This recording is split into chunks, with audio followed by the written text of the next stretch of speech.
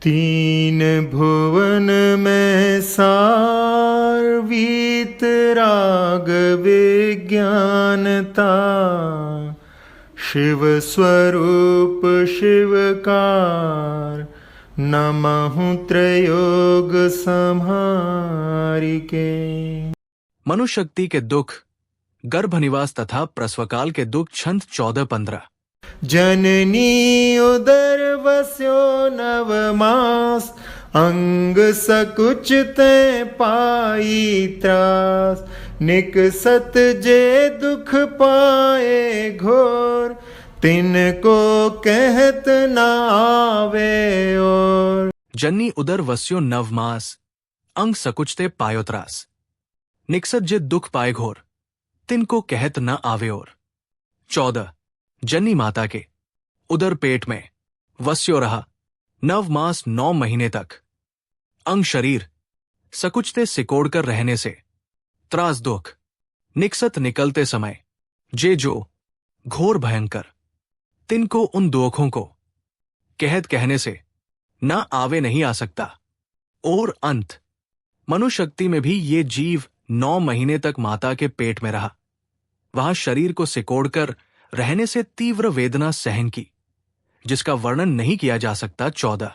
गर्भावस्था के दुख, अंगों को सिकोड़ के समय बिताना पड़ता है, उल्टे मुंह रहना पड़ता है, दुर्गंधित कीचड़ जैसे स्थान में रहना होता है, मां के उच्छिष्ट भोजन से भूख मिटानी पड़ती है, माता के गरम चट्टे भोजन करने से शरीर में संताप, दाह आदि होते हैं, कभी गर्भ में ही मरण हो जाता है, गर्भ से निकलने में अपार वेदना भोगना पड़ती है।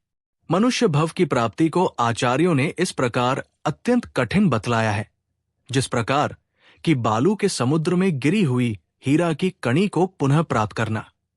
इस प्रकार के अति दुर्लभ मनुष्य भव को पाने के बाद भी अनेकों जीव तो गभर भावस्था में ही मृत्यु को प्राप्त हो जाते हैं।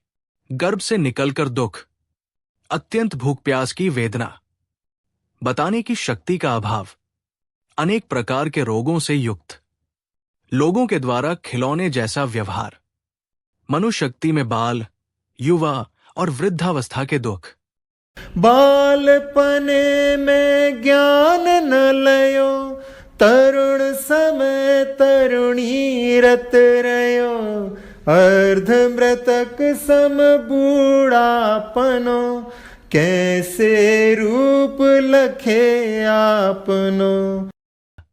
बालपने में बचपन में ज्ञान न लहियो प्राप्त नहीं कर सका, तरुण समय युवावस्था में, तरुणीरत युवती स्त्री में लीन रहियो रहा, अर्धमृत कसम अधमरा जैसा, बूढ़ापनो वृद्धावस्था, कैसे किस प्रकार, रूप स्वरूप, लखे देखे विचारे, आपनो अपना।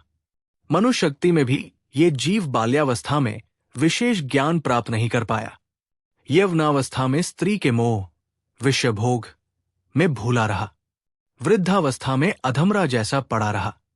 इस प्रकार ये जीव तीनों अवस्थाओं में आत्मस्वरूप का दर्शन, पहचान न कर सका।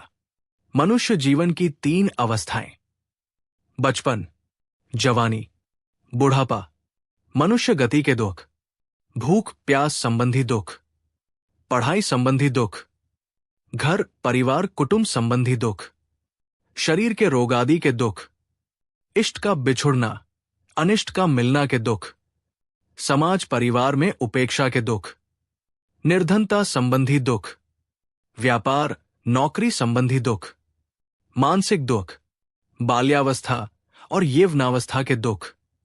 यदि भाग्यवश जीवित बाहर निकल भी आया तो बाल्यावस्था में उत्पन्न होने वाले सैकड़ों रोगों से ग्रस्त होकर जीवन मरण के संशय में भूलता रहता है। भाग्योदय से बीमारी आदि से यदि किसी प्रकार बच भी गया तो खेलकूद में ही लगा रहने से विद्याभ्यास से वंचित रह गया और खोटी संगति में फंस गया, जिससे युवावस्था आने पर कभी स्त्रियों के भोगों में मस्त रहा तो कभी जुआ खेलने, मांस खाने, चोरी करने, शिकार खेलने आदि दुर्व्यसनों में पड़कर अपना जीवन व्यर्थ कर दिया। वृद्धावस्था के दुख, धीरे धीरे वृद्धावस्था आ गई और शारीरिक एवं मानसिक चिंताओं से ग्रस्त हो जर्जरित हो गया, क्षीण शक्ति होकर पराधीन हो गया, तब औरों की तो बात ही क्या है, अपने पुत्र स्त्री आदि तक उसकी अवहेलना करने लगते हैं, भर्त्सना और तिरस्कार करते हैं। जिन पुत्रों को बड़े लाड़ प्यार से लालन पालन किया था, वही धुड़कियां देकर कहने लगते हैं, चुप बैठ, तेरी बुद्धि मारी गई है, 60 वर्ष हो जाने से अक्ल सठिया गई है आदि। इस वृद्धावस्था में क्षीण शक्ति हो जाने से मनुष्य चलने तक से भी असमर्थ हो जाता है, उठना बैठना दूभर हो जाता है, अंग गल जाते हैं, शरीर में झुर्रियां पड़ जाती हैं, सिर कांपने लगता है, मुख से लार बहने लगती है, दांत गिर जाते हैं, दृष्टि मंद हो जाती है, कान बहरे हो जाते हैं, कई गूंगे बन जाते हैं। ऐसी अवस्था को आचार्यों ने अर्धमृतक सम बुढ़ापनो अर्थात बुढ़ापा अधमरे के समान है, ये बिल्कुल ठीक ही कहा है।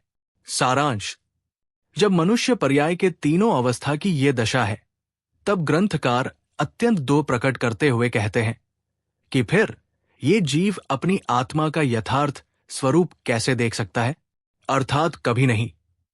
कहने का सारांश ये कि वही जीव अपने आत्म स्वरूप की पहचान कर सकता है जो बचपन में निरंतर विद्याभ्यास करता हुआ सद्ज्ञान का उपार्जन करता है और जवानी में न्यायपूर्वक धनुपार्जन व सत्कार्यों में उसका उपयोग करता है। दान, पूजनशील संयम आदि का यथाशक्ति पालन करते हुए जो सदा संसार से उदासीन रहता है, पुण्य पाप के फल में हर्ष विषाद नहीं करता है और जो सतत आत्मस्वरूप के चिंतवन में लगा रहता है। परंतु जनसाधारण की प्रवृत्ति अनादि काल के संस्कारवश आहार, भय, मैथुन और परिग्रह इन 4 संज्ञाओं की साधक सामग्री जुटाने में ही लगी रहती है और इनके पीछे न्याय अन्याय को कुछ नहीं गिनता है।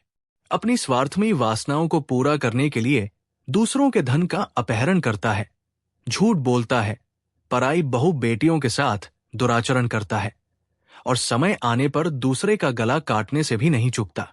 इन सांसारिक प्रपंचों में ही फंसा रहने के कारण उसे अपने आप की कुछ सुध नहीं रहती कि मैं कौन हूं, कहां से आया हूं और कहां जाऊंगा, मेरा क्या स्वरूप है, मुझे क्या प्राप्त करना है और उसकी प्राप्ति का मार्ग कौन सा है, वह उसके साधन कौन से हैं। जब तक मनुष्य के हृदय में उक्त विचार जागृत नहीं होते हैं, तब तक वो आत्म उन्नति की ओर अग्रसर ही कैसे हो सकता है। इस प्रकार मोहनिद्रा में पड़ा हुआ ये जीव मनुष्य पर्याय की तीनों अवस्थाओं को यो ही व्यर्थ गवा देता है। छेढ़ाला की पहली ढाल से छंद 14 और 15 से मनुष्य गति के दुखों का वर्णन पूर्ण हुआ। जिन वाणी माता की जय।